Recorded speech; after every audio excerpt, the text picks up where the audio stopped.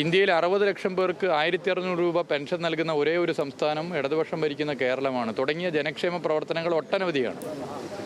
ആ കേരളത്തിന് അർഹമായ ഫണ്ട് കേന്ദ്രം നൽകാതിരിക്കുക, വായ്പാ തുക വെട്ടിക്കുറക്കുക, ഗ്രാൻഡ് ഇനത്തിൽ തുക വർദ്ധിപ്പിക്കാതിരിക്കുക തുടങ്ങിയ നിലപാടുകൾ സ്വീകരിക്കുമ്പോൾ അത് ബാധിക്കുന്നത്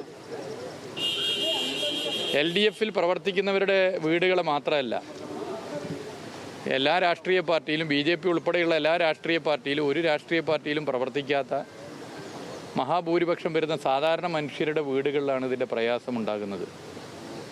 ഇതിലും BJPക്ക് പരമ്പരാഗതമായി വോട്ട് ചെയ്യുന്ന വോട്ടർമാരിലും BJPയിൽ പ്രവർത്തിക്കുന്നവരിലും BJPയുടെ സംസ്ഥാന നേതൃത്വവും കേന്ദ്ര നേതൃത്വവും എടുക്കുന്ന തെറ്റായ നിലപാടിൽ പ്രതിഷേധം ഉയരുന്നു.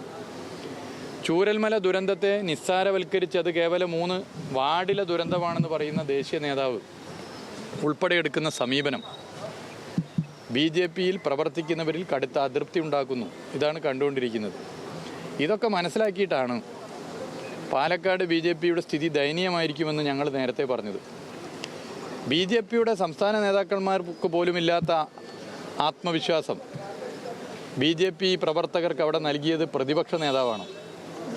പ്രതിപക്ഷ നേതാവാണ് അവിടെ പറഞ്ഞത് മത്സരം UDFും BJPയുമാണ് എന്നുള്ളത്. പ്രതിപക്ഷ നേതാവ് ഇടയ്ക്കിടെ മത്സരം പാലക്കാട് UDFും BJPയും ഞങ്ങളും BJPയുമാണ് എന്നുള്ള വസ്തുതാപരമല്ലാത്ത കാര്യം പറയാനാണ് താല്പര്യപ്പെട്ടത്. ഞങ്ങൾ അന്നേ പറഞ്ഞു മത്സരം UDF LDFും തമ്മിലാണ്. ഇപ്പോൾ വോട്ടെണ്ണിക്കഴിഞ്ഞപ്പോൾ കേവലം 1000 ചില്ലാൻ വോട്ടാണ് ഞങ്ങൾക്ക് BJPയേക്കാൾ കുറവ്. BJPയുമായിട്ടാണ് UDFിൻ്റെ മത്സരമെന്നുള്ള പ്രതിപക്ഷ നേതാവിൻ്റെയും കോൺഗ്രസ് നേതാക്കന്മാരുടെയും തുടർച്ചയായ നിലപാടാണ് BJPക്ക് നഷ്ടപ്പെടാൻ സാധ്യതയുള്ള ഒരുപാട് വോട്ട് പാലക്കാട് BJPക്ക് വരാനിടയായത്. അല്ലെങ്കിൽ ഇതിലും ദയനീയമായിരിക്കും BJPയുടെ സ്ഥിതി. 3ാം സ്ഥാനത്താകുമെന്ന് മാത്രമല്ല, BJP ഒരു 30,000 വോട്ട് പോലും പിടിക്കാത്ത പാർട്ടിയായി പാലക്കാട് മാറുമായിരുന്നു. BJPയെ കൈപിടിച്ച് സഹായിച്ച് രക്ഷപ്പെടുത്തിയത് കേരളത്തിൻ്റെ പ്രതിപക്ഷ നേതാവും കോൺഗ്രസ് നേതാക്കന്മാരുമാണ്. ഇത് ഞങ്ങൾ നേരത്തെ പറഞ്ഞ കാര്യമാണ്. ആ കാര്യങ്ങളാണ് ഇപ്പോൾ ഓരോന്നായി പുറത്തു വന്നുകൊണ്ടിരിക്കുന്നത്. BJPയിൽ ഇപ്പോൾ വരുന്ന വാർത്ത എനിക്കറിയില്ല. എന്തായാലും BJPക്കകത്ത് കുറേ ആഭ്യന്തര പ്രശ്നങ്ങൾ, ഈ പറയുന്ന കേന്ദ്ര സർക്കാർ കേരളത്തോടെടുക്കുന്ന കടുത്ത അവഗണനക്കെതിരെയുള്ള ശക്തമായ പ്രതിഷേധമൊക്കെ ഉയർന്നു വരുന്നുണ്ട്.